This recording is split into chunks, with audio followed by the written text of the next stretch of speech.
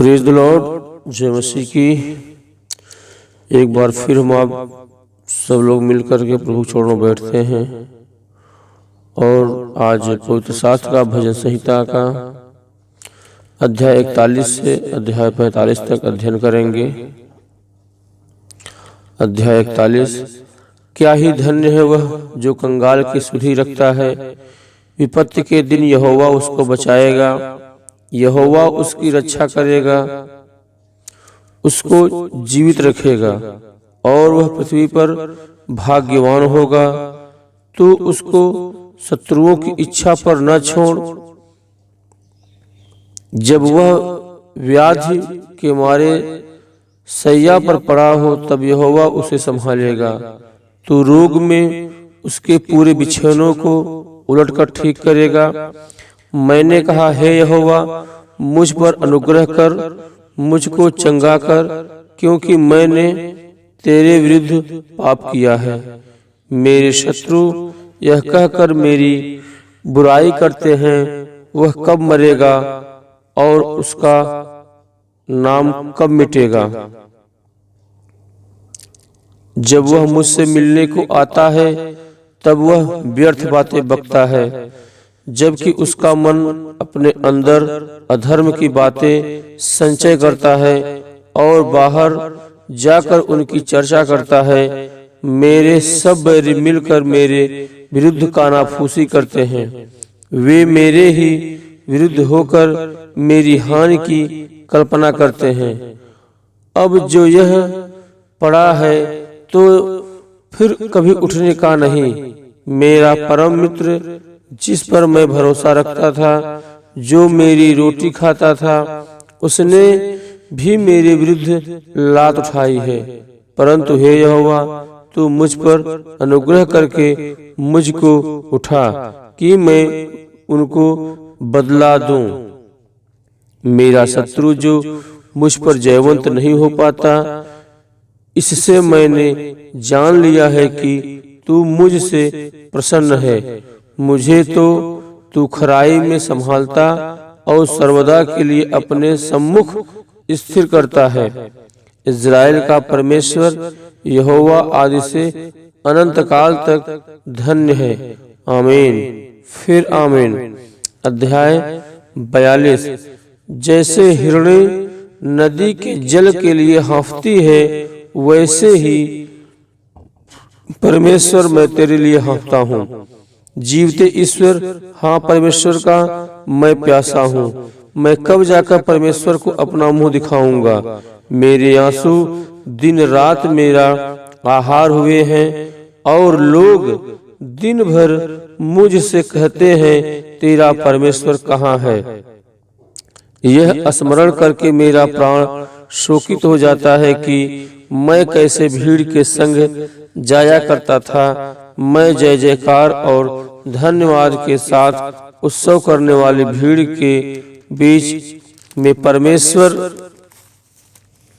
के भवन को धीरे धीरे जाया करता था। हे मेरे प्राण, तू क्यों गिरा जाता है? तू अंदर ही अंदर क्यों व्याकुल है? परमेश्वर पर आशा लगाए रह, क्योंकि मैं उसके दर्शन से उद्धार पाकर फिर उसका धन्यवाद करूंगा। हे मेरे परमेश्वर, मेरा प्राण मेरे भीतर गिरा जाता है। इसलिए मैं यरदन के पास के देश के और हरमोन के पहाड़ों और मिस्गार की पहाड़ी के ऊपर से तुझे स्मरण करता हूँ। तेरी जलधाराओं का शब्द सुनकर जल जल को पुकारता हूँ। तेरी सारी तरंगों और लहरों में मैं डूब गया हूँ।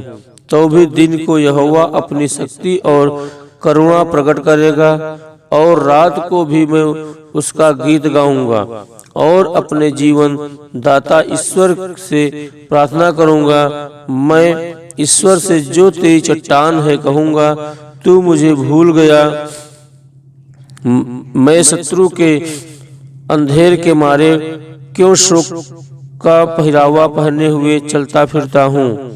मेरे सताने वाले जो मेरी निंदा करते हैं, मानो उससे मेरी हड्डियां चूर चूर होती हैं, मानो कटार से छिद जाती हैं, क्योंकि वे दिन भर मुझसे कहते हैं, तेरा परमेश्वर कहाँ है। हे मेरे प्राण, तू क्यों गिरा जाता है? तू अंदर ही अंदर क्यों व्याकुल है?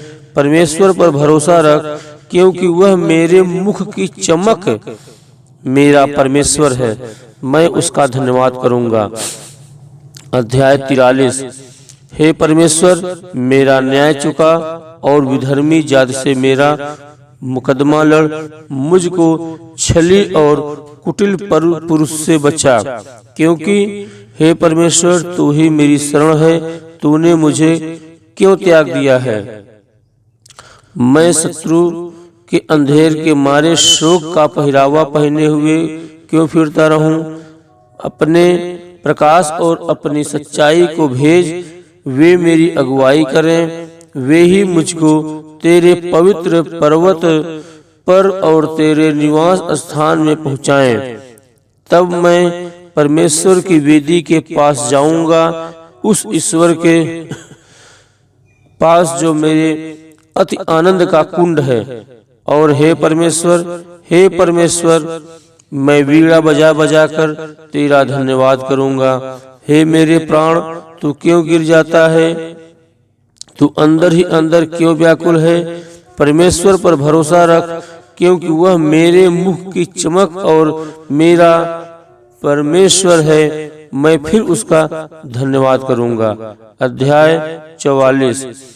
हे परमेश्वर, हमने अपने कानों से सुना, हमारे बाप दादों में यह हमसे वर्णन किया है कि तूने उनके दिनों में और प्राचीन काल में क्या क्या काम किया है। तूने अपने हाथों से जातियों को निकाल दिया और उनका बसाया। तूने देश देश के लोगों को दुख दिया और उनके चारों ओर फैला दिया, क्योंकि वे न तो अपनी तलवार के बल से उस देश के अधिकारी हुए और न अपने बाहुबल से, परंतु तेरे दाहिने हाथ और तेरी भुजा और तेरे प्रसन्न मुख के कारण जयवंत हुए, क्योंकि तू उनको चाहता था। हे परमेश्वर, तू ही हमारा महाराजा है, तू याकूब के उद्धार की आज्ञा देता है। तेरे सहारे से हम अपने द्रोहियों को ढकेल कर गिरा देंगे। तेरे नाम के प्रताप से हम अपने विरोधियों को रौंदेंगे, क्योंकि मैं अपने धनुष पर भरोसा न रखूंगा और न अपनी तलवार के बल से बचूंगा, परंतु तू ही ने हमको द्रोहियों से बचाया है और हमारे बैरियों को निराश और लज्जित किया है। हम परमेश्वर की बड़ाई दिन भर करते रहते हैं और सदैव तेरे नाम का धन्यवाद करते रहेंगे। तो भी तू अब हमको त्याग दिया और हमारा अनादर किया और हमारे दलों के साथ आगे नहीं जाता। तू हमको शत्रु के सामने से हटा देता है और हमारे बैरी मनमाने लूट मार करते हैं। तूने हमें कसाई की भेड़ों के समान कर दिया है और हमको अन्य जातियों में तितर बितर किया है। तू अपनी प्रजा को सेंत मेद बेच डालता है, परंतु उनके मोल से तू धनी नहीं होता। तू हमारे पड़ोसियों में हमारी नामधराई करता है और हमारे चारों ओर के रहने वाले हमसे हंसी ठट्ठा करते हैं। तू हमको अन्य जातियों के बीच में उपमा ठहराता है और देश देश के लोग हमारे कारण सिर हिलाते हैं। दिन भर हमें तिरस्कार सहना पड़ता है।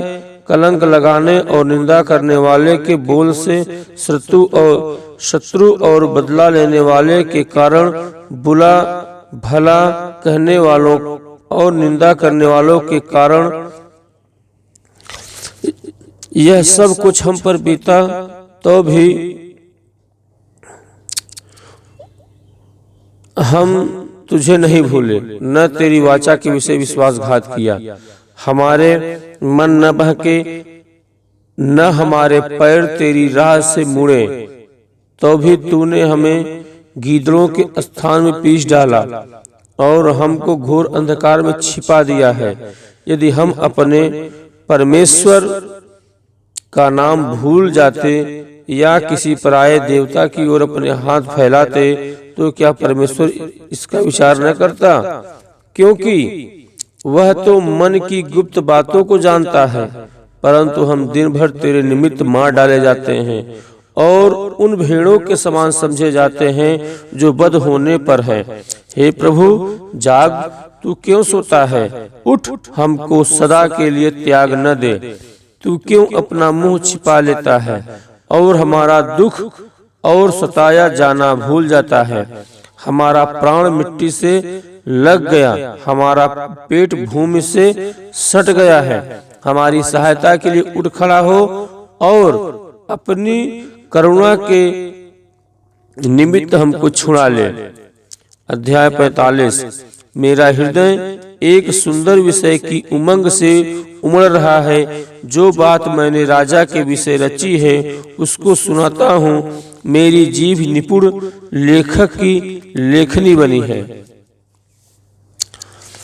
तू मनुष्यों की संतान के परम सुंदर है, तेरे होठों में अनुग्रह भरा हुआ है, इसलिए परमेश्वर ने तुझे सदा के लिए आशीष दी है।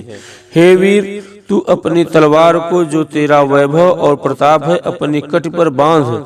सत्यता, नम्रता और धर्म के निमित्त अपने ऐश्वर्य और प्रताप पर सफलता से सवार हो। तेरा दाहिना हाथ तुझे भयानक काम सिखलाएगा। तेरे तीर जो तेज हैं, तेरे सामने देश देश के लोग गिरेंगे। राजा के शत्रुओं के हृदय उनसे छिदेंगे। हे परमेश्वर, तेरा सिंहासन सदा सर्वदा बना रहेगा। तेरा राजदंड न्याय का है।